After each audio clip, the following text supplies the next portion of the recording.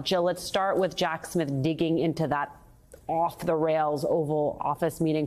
What does it tell you about where he is with the January 6th investigation and the dots that he's trying to connect?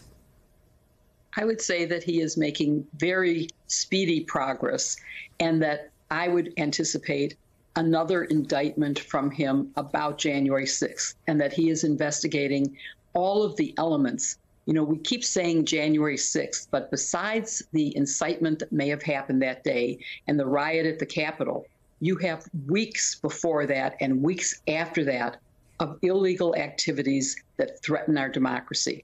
And that's very important to be looked at. So he's looking at the fake elector scheme, at the fake legal theories and all the false lawsuits that were filed, with the possibility of naming Sidney Powell and special prosecutor.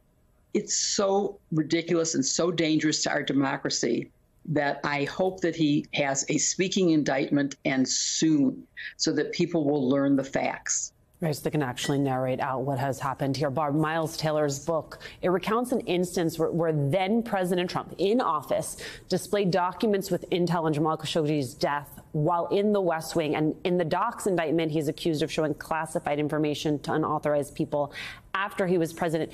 My question to you, Barb, is legally speaking, what is the distinction between those accusations, between doing it while in office and after he had left? When he's in office, the president does have the ability to share classified information. Technically, he should declassify it first. He should make sure the intelligence community signs off on that, and it gets communicated to everybody. But because he's the president and he's the head of the executive branch, it's not really a crime for him to do that.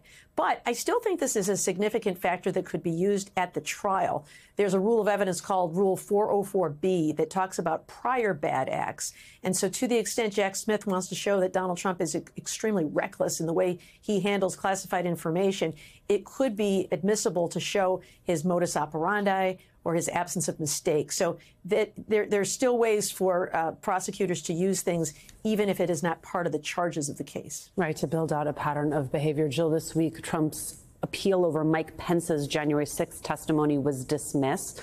Trump was pressing the appeal, even though Pence already testified. So help us understand, what did he really expect to get out of that fight?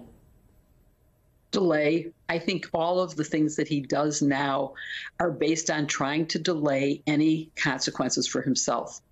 The evidence that we've seen publicly, and I'm assuming that there's far more evidence that we haven't seen that will be shown to a jury, is very compelling. It is very incriminating. And so if he ever goes to trial, then he will end up being, at best, having a hung jury. I mean, everybody's afraid that there'll be a MAGA person on the jury who won't vote to convict him. But I guarantee you, he will never be acquitted by any jury that listens to the evidence. So everything he does is just to put off the inevitable trial that will come.